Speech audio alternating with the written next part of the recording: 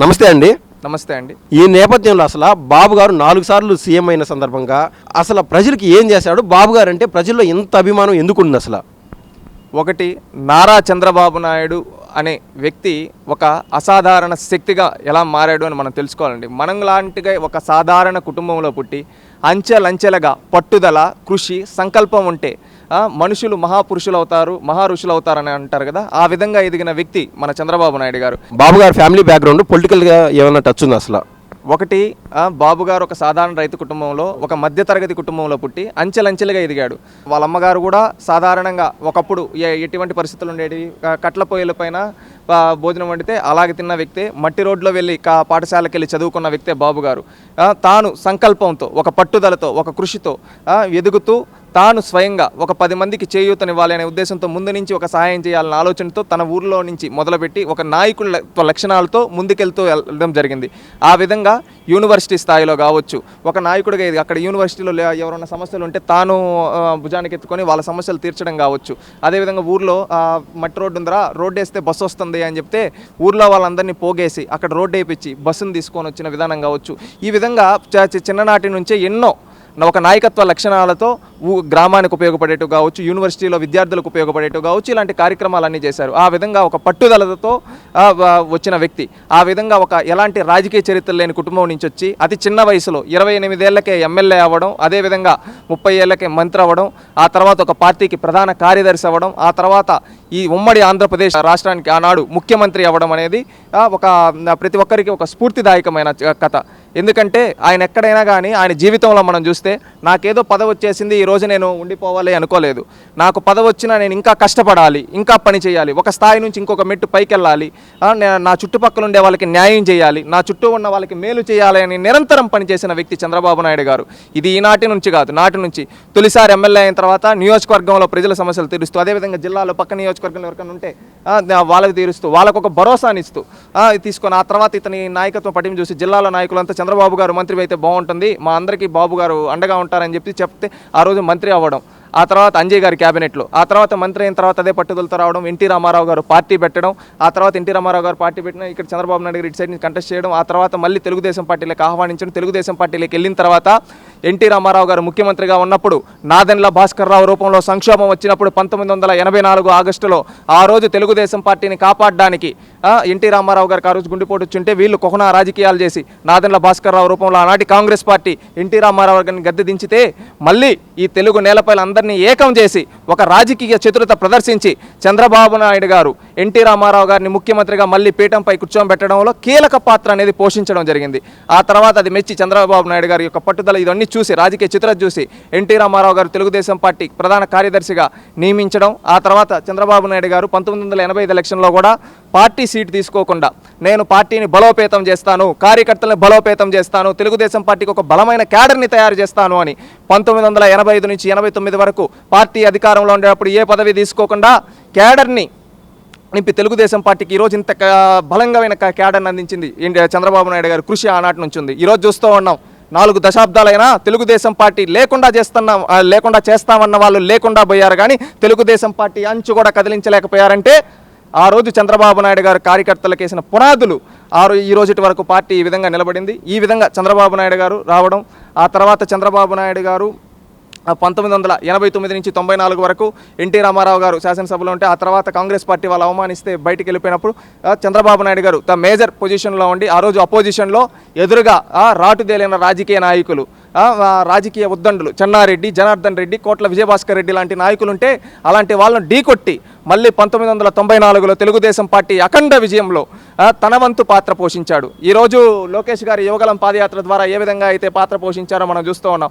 ఆ విధంగా 1989 నుంచి 94 వరకు ప్రతిపక్షంలో తెలుగుదేశం పార్టీ ఉండేటప్పుడు ఎన్టీ రామారావు గారికి అండగా నిలబడుతూ పార్టీలో క్యాడర్ని సమన్వయం చేసుకుంటూ కార్యకర్తలో ఒక నూతన స్ఫూర్తినిస్తూ 1994లో అఖండ విజయాన్ని ఈరోజు మనం చూసాం. 175 సీట్లలో 164 సాధించడం. ఆ రోజుల్లో 294లో 216 సీట్లు తెలుగుదేశం పార్టీ కంటెస్ట్ చేసిన 250 సీట్లు 216 సాధించడం అనేది ఒక రికార్డు ఆనాడులో. ఆనాడు కూడా అసెంబ్లీలో ప్రతిపక్షం లేకుండా ఉంది. ఆ విధంగా పార్టీ నిలబెట్టడం. ఆ తర్వాత కొన్ని అనివార్య సంఘటనల వల్ల కొన్ని పార్టీలు కొన్ని వచ్చిన మార్పుల వల్ల క్యాడర్ కోరిక మేరకు, నాయకుల కోరిక మేరకు పార్టీ అధ్యక్షుడిగా, రాష్ట్ర ముఖ్యమంత్రిగా బాధ్యతలు చేపట్టడం జరిగింది చంద్రబాబు నాయుడు గారు. ఇప్పుడు ఆ రోజున బాబు గారి నిజంగానే 1994 సంక్షోభంలో బాబు గారు తప్పు చేసింటే ఆయన మళ్ళీ అంటే 96-97 సమయంలో వచ్చిన ఎలక్షన్స్లో గెలిపించేవారు కాదు కదండి.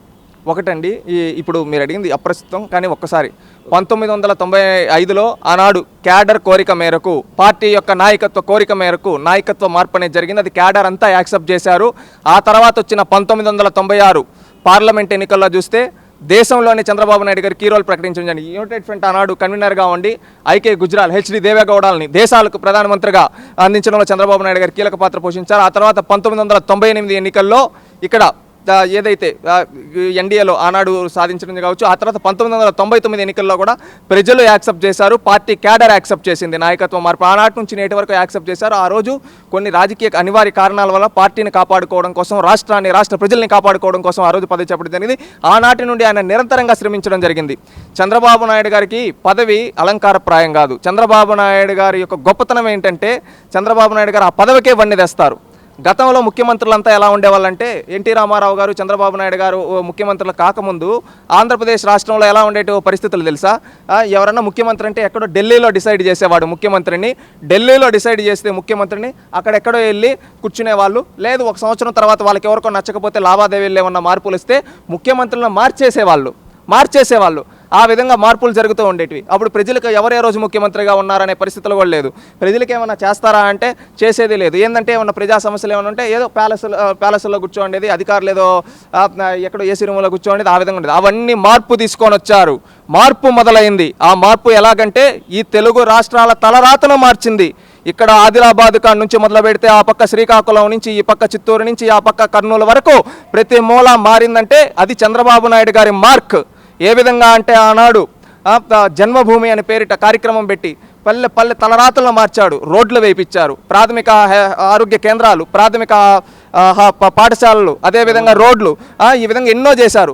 పరిశుభ్రత శ్రమదానం కావచ్చు, అదేవిధంగా మనం చూసుకుంటే డైల్ యువర్ సీఎం కావచ్చు. అప్పటి వరకు ముఖ్యమంత్రిని సాధారణ పేదోడు ఎక్కడ కలిసే రోజులు లేవు, కానీ డైల్ యువర్ సీఎం అని పెట్టి ఎవరైనా డైరెక్ట్గా ముఖ్యమంత్రికి ఫోన్ చేయొచ్చు అనే ఒక కొత్త వరవడికి తీసుకొని వచ్చారు. అధికారులు అనేవాళ్ళు ఆఫీసులకు కాదు పరిమితం, ప్రతి పేదింటికి ప్రతి ఊరికి వెళ్ళాలని చెప్పి అధికారులను పల్లె బాటలు పట్టించాడు. అదేవిధంగా ఒక మార్పు, ఎలాంటి మార్పు తీసుకొని వచ్చాడంటే మన రాష్ట్రంలో నేను ఒక సాధారణ కుటుంబం నుంచి వచ్చిన వాడిని, నేను ఒక సాధారణ చరిత్ర నుంచి వచ్చిన వాడిని, నేను ఒక సాధారణ వ్యక్తి లాంటి వాడిని, కానీ నాకు ఈరోజు కలిసి వచ్చిన నేను కష్టపడడం వల్ల ఈరోజు ఈ స్థానానికి వచ్చా. నేను నాలాంటి వాళ్ళు ఎంతోమంది ఈ రాష్ట్రంలో బాధపడుతున్నా, వాళ్ళందరి జీవన ప్రమాణాలు పెంచాలి, వాళ్ళ తలరాతలు మార్చాలి అనే ఉద్దేశంతో చంద్రబాబు నాయుడు గారు పనిచేయడం జరిగింది. దీనికి ఒక చిన్న ఉదాహరణ, ఆనాడు వాళ్ళ తల్లి కట్టెల పొయ్యి బాధపడుతూ ఉంటే అది చూసి ఆయన ముఖ్యమంత్రి అయిన తర్వాత నా తల్లి పడ్డ కష్టం ఈ తెలుగు నేలపైన ఏ తల్లి పడకూడదని చెప్పి దీపం అనే ఒక పథకం తీసుకొని వచ్చి దాదాపుగా నాడే లక్షల్లో ఉచితంగా గ్యాస్ కనెక్షన్లు ఇచ్చి తెలుగింటి ఆడబడుచులకు అన్నయ్యాడు చంద్రబాబు గారు. రాజశేఖర రెడ్డి గారు అంటే జలయజ్ఞం అంటారు. ఇప్పుడు ఇది అప్రస్తుతం అండి. రాజశేఖర రెడ్డి జలయజ్ఞాన్ని ధనయజ్ఞంగా మార్చాడు. అది ఈరోజు చంద్రబాబు నాయుడు గారి గురించి చెప్పదలుచుకున్నప్పుడు చంద్రబాబు నాయుడు గారు బాబు గారు చేసిన మార్క్ ఏమున్నాయని అడుగుతున్నాను. బాబు గారు మార్క్ అంటే నేను చెప్పా ఇప్పటి వరకు, ఈరోజు ఈ రెండు తెలుగు రాష్ట్రాల్లో ఎవరైనా కానీ ఏ విద్యార్థి అయినా కానీ నాకు ఉద్యోగం కావాలంటే నేను హైదరాబాద్కి వెళ్ళాలి, హైదరాబాద్కి వెళ్ళి నేను తీసుకుంటే ఉద్యోగం వస్తుందనే ఒక విధానం అనేది ఎవరిలైనా ప్రతి పల్లెలో చూస్తూ ఉంటాం. ఆ విధానాన్ని క్రియేట్ చేసింది ఆనాడు చంద్రబాబు నాయుడు. ఒకప్పుడు తెలుగు రాష్ట్రాల్లో ముఖ్యంగా మన ఆంధ్రప్రదేశ్లో తెలంగాణ కావచ్చు, కోస్తాంధ్ర, ఉత్తరాంధ్ర కావచ్చు, రాయలసీమ కావచ్చు, ఏ ప్రాంతం తీసుకున్నా వ్యవసాయ ఆధారిత రాష్ట్రం లేదా ప్రభుత్వ ఉద్యోగాలని ఏదో 100లో ఉండేటివి. కానీ విద్యార్థులు జనాభా పెరుగుతూ ఉంది. వీళ్ళకి ఏ విధంగా మార్చాలి? భూమి కొంతమందికే ఉంది, కొంతమంది ఏంటంటే కూలి పనికి వెళితేనే వాళ్ళ డొక్కాడుతూ ఉంది. వాళ్ళని తలరాతలు మార్చాలంటే ఎలా మార్చాలి? అది ఒక విద్య ద్వారా మాత్రమే మార్చగలం వాళ్ళ తలరాతలు అని చెప్పి ఆనాడు ప్రాథమిక పాఠశాలలు కావచ్చు, ప్రైమరీ స్కూల్ కావచ్చు, హై స్కూళ్ళు కావచ్చు, అదేవిధంగా జూనియర్ కాలేజీలు కావచ్చు, డిగ్రీ కాలేజీలు కావచ్చు, ఇంజనీరింగ్ కాలేజీలు కావచ్చు, మెడికల్ కాలేజీలు కావచ్చు, పీజీ కాలేజీలు కావచ్చు, ఇవన్నీ పెంచి విద్యా వ్యవస్థని పటిష్టం చేశాడు. చంద్రబాబు నాయుడు గారు ముఖ్యమంత్రి అవ్వకముందు, చంద్రబాబు నాయుడు గారు ముఖ్యమంత్రి అయిన తర్వాత విద్యా వ్యవస్థ గురించి మాట్లాడుకునే విధంగా ఈ తెలుగు రాష్ట్రాల్లో మార్కేశాడు చంద్రబాబు నాయుడు గారు. ఒకప్పుడు ఏదో భూమి ఉండేవాడు ఏం చేసేవాడు, నేను వ్యవసాయం చేసుకుంటాను, నాకేం 10 ఎకరాలు 20 ఎకరాలు ఉంది, నేను వ్యవసాయం చేసుకుంటాను, నాకు కింద పనులు ఉన్నారు కదా, ఎస్సీ ఎస్టీ బీసీ కులంలో ఉండే వాళ్ళు మనకు పనికి వెళ్తా ఉన్నాం కదా అయిపోతుందని. అది కాదు జీవన విధానం అంటే. ప్రపంచం ముందుకెళ్తూ ఉంది, మన వాళ్ళు కూడా ముందుకెళ్ళాలి. ఇప్పుడు ప్రతి ఒక్క బడుగు బలహీన వర్గాల వాళ్ళ తలరాతలు మారాలంటే మనమేదో డబ్బులు ఇస్తే మారిపోవు, వాళ్ళు చదువుకోవాలి. విద్య అనేది మాత్రమే పేదరికాన్ని రూపుమాపుతుంది. చదువుకుంటే వాడు ఉన్నత స్థాయికి వెళ్తే, వాళ్ళకి రిజర్వేషన్లు ఇస్తే, వాళ్ళు ఉన్నత స్థాయిలో ఉంటే వాళ్ళ కుటుంబ తలరాతలు మారుతాయని చెప్పి నాటి నుండి నేటి వరకు కృషి చేసిన వ్యక్తి. ఆ విధంగా ఆనాడు చదువుల పండగ అని ఒక కార్యక్రమం పెట్టి 1999 ఆ రోజుల్లో ఎంతోమంది ఎస్సీ ఎస్టీ బీసీ కాలనీల్లో ఉండే పిల్లల్ని తీసుకొని వచ్చి పాఠశాలల్లో కూర్చోబెట్టి చదివిపించారు. ఆ తర్వాత వాళ్ళు ఈరోజు ఉన్నత స్థాయిలో ఐఏఎస్లుగా, ఐపీఎస్లుగా, గ్రూప్ 1 ఆఫీసర్లుగా, గ్రూప్ 2 ఆఫీసర్లుగా, టీచర్లుగా, సాఫ్ట్వేర్ ఇంజనీర్గా ప్రపంచం నలుమూలల పెద్ద పెద్ద స్థానాల్లో ఉన్నారు. అది చంద్రబాబు నాయుడు గారు మార్కు. చంద్రబాబు నాయుడు గారు ఏంటంటే రేపు ఎలక్షన్ల కోసం ఆలోచించలా, ఎప్పుడు ఎల్లప్పుడూ రేపటి తరాల కోసం ఆలోచించాడు. నేను చంద్రబాబు నాయుడు గారు ముఖ్యమంత్రి తొలిసారి అయ్యేటప్పటికి నేను పుట్టలేదు, కానీ ఆయన తీసుకొని వచ్చిన రిఫార్మ్స్ వల్ల నాలాంటి ఎంతోమంది యువత లబ్ధి పొందారు. అది చంద్రబాబు నాయుడు గారి మార్క్ చెప్పాలంటే. ముఖ్యంగా మహిళల గురించి మాట్లాడితే, ఒకప్పుడు మహిళలకి ఏమంటే ఇంట్లోనే ఉండాలి, పని చేసుకోవాలి, అంతే, అదే అయిపోతుందనే రోజుల్లో ఆడబిడ్డ చదువుకుంటే ఇంటికి వెలుగవుతుంది, ఆడబిడ్డ పాఠశాలకి వెళ్ళి చదువుకొని ఒక ఉన్నత స్థాయిలో ఉంటే కుటుంబాన్నే పోషిస్తుంది అనే స్థితికి తీసుకొని వచ్చాడు. ఒకప్పుడు ఏంటంటే ఆడబిడ్డలను పెళ్లి చేస్తే కట్నాలు ఇచ్చి పెళ్లి, కానీ ఈరోజు ఆడబిడ్డల పెళ్లికి ఎదురు కట్నాలు ఇచ్చే విధంగా తీసుకొని వచ్చారు. ఈరోజు ఆడబిడ్డలకి ఆనాడు రిజర్వేషన్లు, ముఖ్యంగా స్కూళ్ళ పాఠశాలల్లో రిజర్వేషన్లు కల్పించారు, ఉద్యోగాల్లో రిజర్వేషన్ కల్పించారు. మొన్న కూడా ఒక మహిళా సాధికారత గురించి ఒక సభలో శాసనసభలో చంద్రబాబు నాయుడు గారు ఒక మాట చెప్పడం జరిగింది. ఆనాడు మేము మహిళా రిజర్వేషన్లు కల్పించడం జరిగింది. మహిళా రిజర్వేషన్ కల్పించినప్పుడు ఆనాడు గ్రూప్ 1 రాసి పాస్ అయిన వాళ్ళు ఈరోజు మన ముందు కూర్చొని పాలసీలు చేస్తూ ఉన్నారు. ఈ విధంగా నాకు ఇలాంటి సంఘటనలు చూసినప్పుడు చాలా ఆనందంగా ఉంటుంది. మనం తీసుకొని వచ్చిన పాలసీల వల్ల ఎంతో మంది తలరాతులు మారాయని చంద్రబాబు నాయుడు గారు చెప్పడం జరుగుతుంది. అదేవిధంగా దేశంలో మొట్టమొదటిసారి మహిళా కండక్టర్లుగా అవకాశం ఇచ్చింది. ఒకటి, దేశంలో మహిళా కండక్టర్లుగా తొలిసారి అవకాశం కల్పించింది చంద్రబాబు నాయుడు గారు. స్థానిక సంస్థల్లో మహిళల్ని ప్రోత్సహించింది రిజర్వేషన్ కల్పించి చంద్రబాబు నాయుడు గారు. అదేవిధంగా మహిళలకి పాఠశాలకి వెళ్ళేదానికి నాడు 7వ తరగతి 8వ తరగతి అయిపోతుంది, పక్కన హై స్కూల్కి ఎక్కడికైనా వెళ్ళాలంటే ఇంట్లో వాళ్ళు పంపించకుండా ఉంటే అయిపోయింది కదా 7వ తరగతి వరకు చదువుకున్నావు, నీకు పెళ్లి చేస్తా అంటే బాల్య వివాహాలని అరికట్టి, అదేవిధంగా ఆడబిడ్డలు చదువుకోండి, మీకు కావాలంటే సైకిళ్ళు నేను అందిస్తా అని చెప్పి ఒక పెద్దన్నలాగా నాడు ఎంతోమంది ఆడబిడ్డలకు సైకిళ్ళు ఇచ్చేది మనం చూసి ఉంటాం. 2014-19 గవర్నమెంట్లో కూడా ఇచ్చారు. ఆ విధంగా సైకిళ్ళు ఇచ్చి పాఠశాలకు పంపించి చదివిపించారు చంద్రబాబు నాయుడు గారు. రిజర్వేషన్లు, ముఖ్యంగా ఎడ్యుకేషన్ కాలేజెస్లో రిజర్వేషన్, ఉద్యోగాల్లో రిజర్వేషన్ కల్పించడం అనేది ఒక చరిత్ర. ఈ తెలుగు నేలపైన ఏ రాజకీయ నాయకుడు చేయని విధంగా మహిళా సాధికారత కోసం, మహిళా సంక్షేమం కోసం చేసిన వ్యక్తి. డ్వాక్రా అనే ఒక గ్రూపులను తీసుకొని వచ్చి ఈరోజు, ఒకప్పుడు తెలుగింటి ఆడపడుచులు అంటే ఇంటికి మాత్రమే పరిమితం అనే రోజుల నుంచి ఈరోజు వ్యాపారాలు చేయగలుగుతారు, చదువుల్లో రాణించగలుగుతారు, తెలుగింటి మహిళలు తలుచుకుంటే దేన్నైనా సాధించగలరు అనే ఒక ఆత్మవిశ్వాసాన్ని ఇచ్చిన వ్యక్తి చంద్రబాబు నాయుడు. ఇంజనీరింగ్ విద్యా సంస్థలు నెలకొల్పడంలో బాబు గారు, ఇంజనీరింగ్ విద్యా సంస్థల గురించి అంటే అదే చెప్పానండి. అదే ఈ విధంగా చదువుకొని ఈ విధంగా ప్రోత్సహించారు. ఏం చదవాలి, ఏం చేయాలి అనే రోజుల్లో ప్రపంచ దేశాలన్నీ ఐటీ అని ఒక దాని వైపు వెళ్తున్నాయి. మన వాళ్ళు కూడా ఐటీ అని ఒక దాని రంగంలో చదువుకుంటే, ఇంజనీరింగ్ కాలేజ్ ప్రతి ఒక్కరు చదువుకుంటే వాళ్ళ తలరాతలు మారుతాయని చెప్పారు. ఆ రోజు ఐటీని తీసుకొని వస్తా, కంపెనీలు తీసుకొని వస్తా, హైటెక్ సిటీ కొండలన్నిట్లో నేను కంపెనీలు తెస్తా అంటే కొంతమంది అన్నారు, ఆనాటి కాంగ్రెస్ నాయకులు, కంప్యూటర్లో కూడా గుడ్లు పెడతాయా చంద్రబాబు, కంప్యూటర్లు కూడు పెడతాయా చంద్రబాబు అని అడిగారు. కానీ ఆ రోజు ఆయన చంద్రబాబు నాయుడు గారు జస్ట్ ఒక నవ్వి వెళ్ళిపోయారు. కానీ ఈరోజు ఆనాడు ఎవరైతే విమర్శించారో వాళ్ళ తరాలు ఈరోజు చంద్రబాబు నాయుడు తీసుకొని వచ్చిన రిఫార్మ్స్ వల్ల బాగుపడుతున్నాయి. కొన్ని మీరు చూస్తే ఆనాడు హైటెక్ సిటీ కడతామంటే ఏమన్నారు, ఎవరి కోసం కట్టుకుంటున్నావు, నీ కులం కోసమా అని అడిగారు, కూశారు ఆనాడు కాంగ్రెస్ పార్టీ నాయకులు. ఈనాడు అక్కడికి వెళ్ళి హైటెక్ సిటీ దగ్గర నిలుచుకుంటే ఎన్ని కులాల వాళ్ళు, ఎన్ని మతాల వాళ్ళు, ఎన్ని ప్రాంతాల వాళ్ళు, ఈ తెలుగు రాష్ట్రాలలో ఎంతో మంది వ్యక్తులు అక్కడికి వచ్చి పనిచేస్తున్నారు. చంద్రబాబు నాయుడు గారు ఆలోచన విధానం ఇలా ఉంటుంది. తన కులం కోసం చూడలా, తన మతం కోసం చూడలా, తన ప్రాంతం కోసం చూడలా, ఈ నా ప్రాంతం, నా ధ్యేయం ఒకటే, ఈ తెలుగు రాష్ట్రాల అభివృద్ధి, ఈ తెలుగు వాళ్ళ పిల్లలు ప్రపంచాన్ని శాసించాలి, తెలుగు వాళ్ళు ఎక్కడున్నా శాసించే స్థానంలో ఉండాలి, ప్రపంచ నలుమూలలో మన వాళ్ళు ఉండాలి, మళ్ళీ వచ్చి మన మాతృభూమికి సేవ చేయాలి అనే ఆలోచనలతో చంద్రబాబు నాయుడు గారు పనిచేయడం నుంచి నాటి నుండి నేటి వరకు. నాడు కొంతమంది అడిగారు, సార్ మీరు అన్నీ ఐటీ అంటున్నారు, ఇవన్నీ అంటున్నారు, దీనివల్ల మీకేమన్నా ఓట్లు వస్తాయా, మీకు మెజారిటీలు రాకపోవచ్చు కదా, మీరు ఓడిపోవచ్చు కదా అంటే, నేను తీసుకునే రిఫార్మ్స్ నాకు ప్రయారిటీ, నాకు మెజారిటీ ఇంపార్టెంట్ కాదు, నాకు ప్రయారిటీస్ ఇంపార్టెంట్ అని చెప్పాడు. ఏంటంటే నాకు ప్రజలకు మంచి జరగాలి, నేను తీసుకొని వచ్చిన సంస్కరణ వల్ల ప్రజలకు లాభం జరగాలి. ఈరోజు ఆయన అదే విధంగా పనిచేస్తూ వెళ్ళాడు. నాడు హైదరాబాద్ విషయంలో కూడా రాష్ట్ర విభజన జరిగింది. ఈరోజు పక్క రాష్ట్రంలో ఆయన ముఖ్యమంత్రి. కానీ హైదరాబాద్ అంటే ఈరోజు ఎవరు రూపకల్పన చేశారు, ఎవరు అభివృద్ధి చేశారు? ఒకప్పుడు హైదరాబాద్ ఏంది, గోల్కొండ, చార్మినార్ మాత్రమే. ఈనాడు హైదరాబాద్ అంటే ఒక హైటెక్ సిటీ, ఒక మైక్రోసాఫ్ట్, ఈ విధంగా చూసుకుంటే ఒక శిల్పారామం, ఈ విధంగా ఒక ఐఎస్బి, ఇలాంటి ఎన్నో గుర్తుకొస్తాయి. ఇవన్నీ తెచ్చింది చంద్రబాబు నాయుడు గారు, అభివృద్ధి చేసింది చంద్రబాబు నాయుడు గారు. ఈరోజు ఆయన లేకపోయినా ఆయన సృష్టించిన సంపద ఈరోజు ఒక రాష్ట్రం మొత్తాన్ని బాగు చేస్తుంది. ఈరోజు తెలంగాణకి ప్రాథమికంగా ఎక్కువగా వచ్చే ఆదాయం ఎక్కడి నుంచి వస్తుంది? హైదరాబాద్. అలాంటి హైదరాబాద్ యొక్క ఆదాయం సృష్టించింది చంద్రబాబు నాయుడు గారు. అదే ఒక నాయకుడు ఆలోచనలు ఇలా ఉంటాయి. ఇది మాత్రమే కాకుండా ఎన్నో నీటి ప్రాజెక్టు విషయంలో ప్రాజెక్టుల్లో అయితే ముఖ్యంగా మొదలు పెడితే మనం ఈ రోజు మాట్లాడుకునే పోలవరం కా నుంచి, పట్టిసీమ కా నుంచి, గాలేరు నగరి, హాంద్రి నీవా, అదేవిధంగా ప్రియదర్శిని జోరాల, మళ్ళీ వచ్చి కల్వకుర్తి ప్రాజెక్టు కావచ్చు, ఉత్తరాంధ్ర నుంచి ఆదిలాబాద్ కా నుంచి, ఉత్తరాంధ్రలో కావచ్చు, తెలంగాణలో కావచ్చు, రాయలసీమలో కావచ్చు, మేజర్ ఇరిగేషన్ ప్రాజెక్టులు 100-200లకు పైగా ఇరిగేషన్ ప్రాజెక్టులు రూపకల్పన చేసి వాటిని మొదలుపెట్టి వాటి పనులు పరుగులెత్తించి ఎన్నో కంప్లీట్ చేయడం జరిగింది.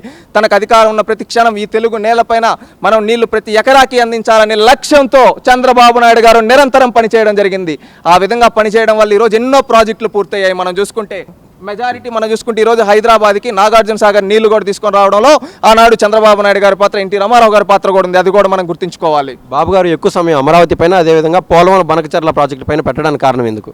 ఒకటి, చంద్రబాబు నాయుడు గారు ఈ ప్రాజెక్టు ఆ ప్రాజెక్టు అనేది కాదండి. ఆయన ఏంటంటే అన్ని ప్రాజెక్టులపైన ఒకే ఫోకస్ ఉంటుంది. ఆయన ప్రజల కోసం పనిచేస్తారు, నిరంతరం ప్రజల కోసం. ప్రజలకు లాభం చేకూరుతుందంటే ఎంత దూరం వెళ్ళడానికైనా ఆయన సిద్ధం. 7-10 వయసులో కూడా నిత్య యువకుల్లాగా నిరంతరం శ్రామికుల్లాగా పనిచేస్తూ ఉన్నాడు. ఈరోజు చూస్తే మాలాంటి యువకులు కూడా 18 గంటలు 20 గంటలు పనిచేయాలంటే భయపడతాం, ఏంట్రా 20 గంటల పని అయింది. కానీ ఆయన నిరంతరంగా పనిచేసి ఎవరి కోసం? తెలుగు ప్రజల కోసం, తెలుగు ప్రజల భవిష్యత్తు కోసం. ఈరోజు ఆయన సృష్టించిన సంపద సృష్టి వల్ల ఈరోజు ఎంతోమంది ఆయన తీసుకొచ్చిన రిఫార్మ్స్ వల్ల లాభం పొందుతూ ఉన్నారు. ముఖ్యంగా మనం చూసుకుంటే అంటే కొన్ని ఉదాహరణలు మీకు చెప్పదలుచుకున్నాను. ఎందుకంటే ఈరోజు ఏదో కొంతమంది బచ్చాలు, మూతి మీద మీసాలు రాని వాళ్ళు కూడా ఏంటంటే చంద్రబాబు నాయుడు ఏం చేశాడు, చంద్రబాబు నాయుడు ఏం చేశారని చెప్పి నోటికి వచ్చి ఏదొస్తే అది మాట్లాడతారు. కొన్ని ఉదాహరణలు అండి. మనం విద్యారంగంలో తీసుకొని వచ్చిన సంస్కరణలు చూస్తే ప్రతి కిలోమీటర్కి ఒక ప్రాథమిక పాఠశాల ఉండాలి, 3 కిలోమీటర్లకు ఒక అప్పర్ ప్రైమరీ స్కూల్ ఉండాలి, 5 కిలోమీటర్లకు ఒక హై స్కూల్ ఉండాలి, మండలానికి ఒక జూనియర్ కాలేజ్, డివిజన్కి ఒక ఇంజనీరింగ్ కాలేజ్, జిల్లాకు ఒక మెడికల్ కాలేజ్, అదేవిధంగా వేల ఇంజనీరింగ్ కాలేజీలకు పునాదులు వేయడం కావచ్చు, అంగన్వాడీ స్కూల్స్ కావచ్చు, గురుకుల పాఠశాల కావచ్చు, బీసీ స్టడీ సర్కిల్స్ కావచ్చు, డిజిటల్ క్లాస్ రూమ్స్ కావచ్చు, వర్చువల్ క్లాస్ రూమ్స్ కావచ్చు, ఇలా ఎన్నో విద్యా వ్యవస్థలో ఒక ప్రక్షాళన తీసుకొని వచ్చి ఈ తెలుగు నేలపైన ఎంతో మందిని విద్యావంతులను తయారు చేశారు. ఒకటి, ఈరోజు ఉపాధ్యాయ టీచర్ పోస్టులు ఉన్నాయి కదా, డిఎస్సీలు, దాదాపుగా చంద్రబాబు నాయుడు గారు ఒక్కరే 7కు పైగా డిఎస్సీలు ఇవ్వడం జరిగింది తన 14 ఏళ్లలో. 7కు పైగా. దాంట్లో ప్రధానంగా చంద్రబాబు నాయుడు గారు ఈరోజు చూసుకుంటే తెలంగాణ కావచ్చు, ఉత్తరాంధ్ర కావచ్చు, రాయలసీమ కావచ్చు, ఆదిలాబాద్ నుంచి మొదలు పెడితే ఈ పక్క శ్రీకాకుళం నుంచి ఈ పక్క చిత్తూరు వరకు, అటుపక్క అనంతపురం వరకు ఏ పక్క తీసుకున్నా చంద్రబాబు నాయుడు గారు ఇచ్చిన డిఎస్సీల వల్ల వచ్చిన ఉద్యోగాల్లో ఉన్న వాళ్ళే నేడు ఉపాధ్యాయులుగా ఉన్నారంటే చంద్రబాబు నాయుడు గారు మార్క్ ఏంటో ఒక్కసారి చూసుకోవచ్చు. సర్వమత సౌభ్రాతృత్వాన్ని చేతల్లో చేసి చూపించిన వ్యక్తి చంద్రబాబు నాయుడు గారు. ఎందుకంటే అర్చకులకి గౌరవ వేతనం ఇచ్చారు, ఇమాములు మౌజాములకి గౌరవ వేతనం ఇచ్చారు, అదేవిధంగా పాస్టర్లకు గౌరవ వేతనం ఇచ్చారు చంద్రబాబు నాయుడు గారు. ఇది చంద్రబాబు నాయుడు గారి మార్క్. అదేవిధంగా ఒకప్పుడు దళితులంటే ఏ విధంగా అనేవాళ్ళు, దళితుల్ని ఊర్లేక రానిచ్చే వాళ్ళు కాదు, వాళ్ళు తాగిన గ్లాసుల్లో తాగనిచ్చే వాళ్ళు కాదు, వాళ్ళని పక్కన పెడుతూ ఉంటే ఆ రోజు ఈ సమాజంలో ఉండే కుల వివక్షత పైన రాజీ లేని పోరాటం చేసిన వ్యక్తి చంద్రబాబు నాయుడు గారు. మీకు ఒక చిన్న ఉదాహరణ, 1997లో మెదక్ జిల్లాలో పెదిరెడ్డి పేట నుంచి అంటరానితనానికి వ్యతిరేకంగా ఒక ఉద్యమాన్ని మొదలుపెట్టారు. ఎక్కడైనా కానీ ఏదైనా టీ షాపులు ఎక్కడన్నా 2 గ్లాసుల విధానం ఉంటే దళితుడికి ఒక గ్లాసు, మామూలు వాళ్ళకి ఒక గ్లాస్ అని ఆ విధానం ఉండకూడదని ప్రత్యేకంగా పోలీసులను పెట్టి, ఎక్కడన్నా ఊరల్లోకి వెళ్తూ ఉంటే చెప్పులు వేసుకోకూడదు దళితులను ఉంటే ఆ వ్యవస్థని రూపమాపి కుల వివక్షత పైన రాజీ లేని పోరాటం చేసి కుల వివక్షతని రూపమాపిన వ్యక్తి చంద్రబాబు నాయుడు గారిని గర్వంగా చెప్పుకోవాలి. ఈరోజు చూస్తే దళితులు, ఎస్సీ ఎస్టీ అందరూ సమానంగా ఉన్నారు. ఆ వ్యవస్థ ఈరోజు ఇంత బాగా తిరుగుతున్నారు. ఆ రోజు ఆయన కుల వివక్షత పైన రాజీ లేని తీసుకొని పోరాటం చేయడం వల్ల ఈరోజు మనం చూస్తూ ఉన్నాం. ఇలాగే ఎన్నో సంస్కరణలు తెచ్చారు. గిరిజనుల కోసం ప్రత్యేక రక్షణ చట్టాలు కావచ్చు, ఎస్సీ ఎస్టీలకు అండగా నిలబడడం కావచ్చు. ఎస్సీ ఎస్టీలు దళితుణ్ణి, ముఖ్యంగా మనం చెప్పుకుంటే దళితుణ్ణి దేశంలో మనం ప్రధానంగా చెప్పుకునేది రాష్ట్రపతి పదవి. అలాంటి రాష్ట్రపతి స్థానానికి కేఆర్ నారాయణ అనే ఒక దళితుణ్ణి ప్రతిపాదించి చేసిన వ్యక్తి చంద్రబాబు నాయుడు గారు. అదేవిధంగా దేశ ప్రధానమంత్రి సైతం ఒక దళితుడి ముందు లేచి అధ్యక్ష అనే స్థానం దళితుడికి లోక్సభ స్పీకర్గా ఆనాడు గంటి మోహన్ చంద్ర బాలయోగ్ గారికి ఇవ్వడం జరిగింది. అది తెలుగుదేశం పార్టీ క్రెడిబిలిటీ. చీఫ్ సెక్రటరీగా స్టేట్కి కాకి మాధవరావు గారిని నియమించడం జరిగింది. ఇలాగ ఎన్నో చేయడం జరిగింది. దళితుల కోసం బెస్ట్ అవైలబుల్ స్కూల్స్ తీసుకొని రావడం జరిగింది. దళితులకి స్థానిక సంస్థల్లో రిజర్వేషన్ పెంచడం జరిగింది. ఈ విధంగా దళితుల అభ్యున్నతి కోసం నిరంతరం రాజీ లేని పోరాటం చేయడం జరిగింది. ఇంకొకటి దళితుల కోసం ఈ రోజు కూడా మనం చూసుకుంటే ముఖ్యమంత్రిగా ఉంటే కూడా దళితుల ఇంటికెళ్ళి దళితులతో పాటు ఉంటూ దళితులకు కొన్ని సేవకుణ్ణి అని చెబుతూ దళిత వాడల్లో తిరుగుతూ ఉన్నాడు. ఈనాడు నేను ప్యాలెస్ ముఖ్యమంత్రిని కాదు, పేద ప్రజల ముఖ్యమంత్రి అని ఈరోజు చంద్రబాబు నాయుడు గారు నిరూపిస్తూ ఉన్నారు. ఇది ఒకటే కాదు, ఎన్నో మనం చేసుకుంటూ మాట్లాడుకుంటూ పోతే ఈ తెలుగు రాష్ట్రాల రూపురేఖల్ని మార్చిన వ్యక్తి. ఒకటి కాదు, రెండు కాదు, హైటెక్ సిటీ కాడ నుంచి మొదలు పెడితే పల్లెల్లో వేసిన ప్రాథమిక రోడ్లు కావచ్చు, ప్రాథమిక పాఠశాలలు, చెక్ డ్యాములు కావచ్చు, ఎన్నో చేశాడు. కంపెనీలు కావచ్చు. ఈరోజు చూసుకుంటే గతంలో 2014 నుంచి 19 వరకు రాళ్ల సీమగా ఉన్న రాయలసీమలో కార్ల సీమగా మార్చాడు కియాన్ తీసుకొని వచ్చి. ఆనాడు రాళ్ల గుట్టగా ఉన్న హైదరాబాద్లో హైటెక్ సిటీ లాంటి నిర్మాణం చేసి ఏ విధంగా ఉద్యోగ కల్పన చేశాడు చూసాం. ఉత్తరాంధ్రకి ఈరోజు చూస్తూ ఉన్నాం. మనం మెట్టెక్ జోన్ అని చెప్పి ఒకటి చెప్తున్నాం. ఏమన్నా మెడికల్ ఎక్విప్మెంట్స్ అది తయారు చేసేది. కరోనా వచ్చినప్పుడు ఆ ఎక్విప్మెంట్స్ అని తయారైంది అక్కడ. కరోనా వచ్చినప్పుడు వ్యాక్సిన్ ఒకటి తీసుకొని వచ్చారు. ఆ వ్యాక్సిన్ చంద్రబాబు నాయుడు గారు తెచ్చిన జినోమ్ వ్యాలీలో క్రియేట్ అయింది. ఈ విధంగా చూసుకుంటే చంద్రబాబు నాయుడు గారు మార్క్ అనేది రోజులు తరబడి చెప్పుకోవచ్చు. ఎందుకంటే ఆయన ఏంటంటే తన పని తన బాధ్యతగా చేసుకుని తెలుగు నేల కోసం పని చేసుకుంటూ వెళ్ళిపోతూ ఉన్నాడు. ఎక్కడ కానీ నేను ఈరోజు పనిచేస్తూ ఉన్నాను, రేపు నా క్రెడిట్ వస్తుందో రాదో అని ఆలోచించాల. ప్రజల కోసం నా జీవితం, ప్రజలు నాకు ఈ మ్యాండేట్ ఇచ్చారు. ప్రజల కోసం నేను ఎంత దూరమైనా వెళ్తా, ఎంత దూరమైనా పని చేస్తా. ఈ ప్రజల బాగే నాకు మేలు అని చెప్పి పనిచేసిన వ్యక్తి చంద్రబాబు నాయుడు గారు. అందుకని గర్వంగా చెప్పుకుంటాం. ఎందుకంటే ఇలాంటి నాయకుడు మా తెలుగు రాష్ట్రాల్లో ఉన్నందుకు మేము ఒక గర్వంగా ఇలాంటి నాయకుడు మరిన్ని పుట్టినరోజులు జరుపుకోవాలి.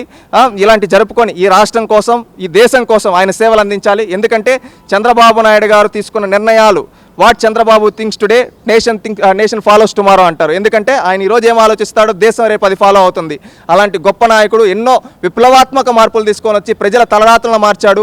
ఒక సాధారణ రైతు కుటుంబంలో పుట్టి అంచెలంచెలుగా ఎదిగి ఎంతోమందికి ఒక స్ఫూర్తిదాయకంగా నిలిచాడు. ఎంతోమందిని నాయకత్వాన్ని అందించాడు. ఎంతోమంది తలరాతలు మారడానికి ఒక విప్లవాత్మకమైన పాలసీలు తీసుకొని రావడం జరిగింది. నిస్వార్థంగా ఒక రాజకీయ నాయకుడు పనిచేస్తే ఎలా ఉంటాడంటే చంద్రబాబు నాయుడు గారిలా ఉంటాడు. ఆయన ఎప్పటికీ నిత్య కృషివలుడు, నిరంతరం పనిచేస్తూనే ఉంటాడు. ఇంత వయసు వచ్చినాక ఆయనకి ఏజ్ ఇస్ జస్ట్ నెంబర్. ఎందుకంటే ఆయన పనిచేసే విధానం, ఆయన ప్రయత్నించే విధానం, ఆయనకి పోటీ లేదు, రాజీ లేదు. ఎందుకంటే అలాంటి వ్యక్తి పుట్టిన ఈ నేలపైన మాలాంటి వాళ్ళు పుట్టడం నిజంగా గర్వకారణం. ఆయన తీసుకొని వచ్చిన సంస్కరణల వల్ల లబ్ధి పొందిన వాళ్ళమే. ప్రతి ఒక్కరూ ఎవరు చంద్రబాబు నాయుడు గారు మార్క్ ఏంటని అడిగితే పల్లెల్లో వేసిన రోడ్డు కాడ నుంచి నువ్వు చేసే ఐటీ ఉద్యోగం వరకు ఈ తెలుగు నేలపైన అలాంటి మార్పులు, సంస్కరణలకు పునాది వేసింది చంద్రబాబు నాయుడు గారిని కాల రెగరేసి మరీ చెప్పగలుగుతామండి. బాబు గారి బర్త్డే సందర్భంగా ఆయన గొప్పతనాన్ని మాకు తెలియజేసేందుకు ధన్యవాదాలండి.